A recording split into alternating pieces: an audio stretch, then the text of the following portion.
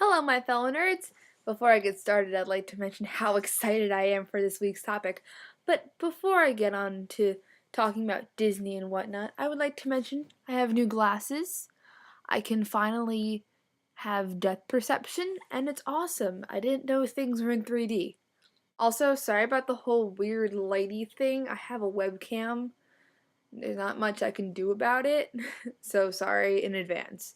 Just like every other child on the face of the planet, I grew up on animated Disney movies, particularly the ones that came out before 2000, but whatever. Disney influenced me in so many ways when I was a child. Like, I used to be so imaginative. I still am, but I mean, I used to like come up with pretend stories all the time and like pretend I was a princess, and I had like the Barbies and I played with the Barbies all the time.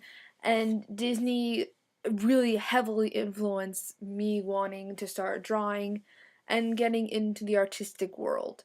While I may not be as interested in drawing as I used to be, I still am involved in art and I still admire all the animators that have worked on Disney, and including the Imagineers and the set designers and the lighting designers. Everyone who goes into Disney wanting to do something creative, I completely and totally admire them. Speaking of Imagineers, my uncle actually used to be a Disney Imagineer up until around 2003. And what he did, he mostly did like the settings and the lighting for the rides. And off the top of my head, I can remember that he did the setting and lights for and special effects for his Tough to Be a Bug 3D show that's located in Animal Kingdom. He did the lighting and set design for the Troll ride in Norway and the World Showcase in Epcot. He did Honey, I Shrunk the Kids. He did what's it called? He designed the lights inside of the main Mexico restaurant in the Mexico World Showcase, and a ton of other stuff. But because of that, we always used to go to Disney World a lot when I was little, and we used to go visit him, and he's able to get us backstage, and it was really awesome. So because of that, I've been to Disney World 5 times and Disneyland once. Due to the fact that I go to Disney World more often, I really prefer it over Disneyland. I see the perks of Disneyland. I just happen to love Disney World more. Near and dear place in my heart.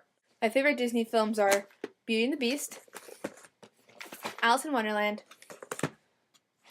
and The Hunchback of Notre Dame. My favorite Disney princesses, like two of my favorite princesses, are not even considered official Disney princesses, but my favorite official Disney princess is Belle, and my two other favorites are Esmeralda from The Hunchback of Notre Dame and Alice from Alice in Wonderland. Disney World is legitimately my favorite place on the entire planet, and it is seriously the happiest place on earth to me. The main reason why I've been in such a Disney craze lately is because I've been really thinking about the summer, and in the summer, on the week of my 16th birthday, I will be in Disney World with my dad and my best friend in the entire world, Leah.